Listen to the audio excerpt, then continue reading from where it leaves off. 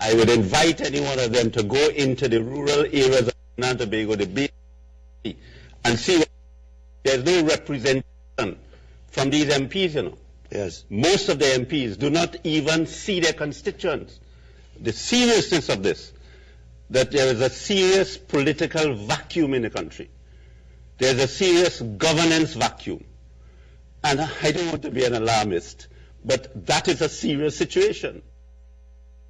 That was Ramesh Lawrence Maharaj, former Member of Parliament for Tabakit, speaking on this program yesterday to the host Hayden Blades. Dr. Rambachan, first of all, congratulations on the results of the elections. Your response, if you care to respond to what has been suggested there by Ramesh Lawrence Maharaj, lack of representation by members of Parliament who are also senior government ministers, and the fact that we are in a state of almost a political vacuum in Trinidad and Tobago. Well, firstly, let me take the opportunity to congratulate all the candidates who contested in the UNC internal elections, and to say it was a tremendous exercise in party democracy. And apart from that, the fact that over 15,000 persons came out to cast their votes showed that there's a deep interest in party politics and in the United National Congress, and they ought to be congratulated also for that. With respect to Mr. Ramesh Lawrence Maharaj, he was a former Member of Parliament for Tabakit, of course, and he did some things in Tabakit, but at the same time I think that my track record in Tabakit is something that people can judge if they wish to go on a tour with me, and I can show them, what I have done. I can forward you, if you so wish, a complete dossier of all the things that we have been doing in Tabakit. Rural underdevelopment has always been, a problem in Trinidad and Tobago. In fact, no one will deny that the rural areas have been neglected.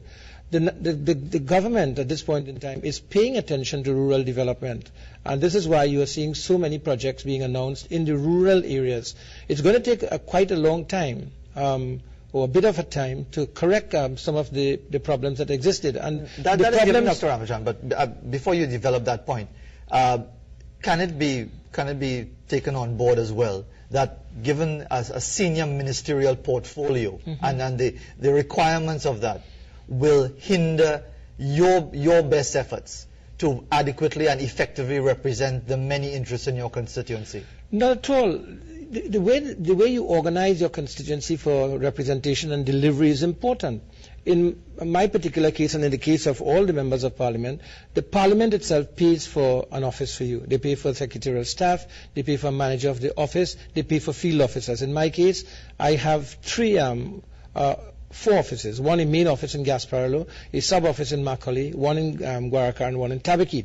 And all of these offices are manned by people every day for particular hours, but the main office is manned from 9 to 5 every day. The field officers go out on your behalf when there are problems, and then you as a member of Parliament, whether it's on a weekend or or Tuesdays like most people do, we go out there and we talk to the people. Last Sunday morning I was in Coruscant, where I met with about 60 or 70 residents of the area, and their problem is one that they have never had water in their life, living there 50, 60 years. The roads are bad, the water problem is there, they need a homework center in the area. Well, so far Dr. Gopi Singh is going to build a homework center. The road, I've spoken to Mr. Warner, he has indicated that they're going to fix the road, but the water and road problem is tied together, because if you dig up the road, if you pave the road now and then dig it up after, so we have to get the water into the area. So why are people protesting then? Because we saw people are protesting on the Tabakit main road recently. And in fact they're correct. They have every reason to protest. They have lived in these conditions for over many, many years. And we came into office, and there were high expectations that many of these rural problems will be dealt with.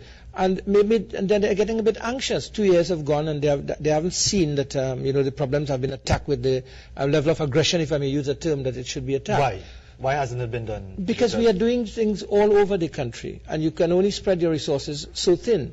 And let me give you an example. The farmers in my constituency complained about access roads for the agricultural products, and now they don't complain because we have developed about 18 kilometers of access roads, which brought in another about 600 acres of land into production.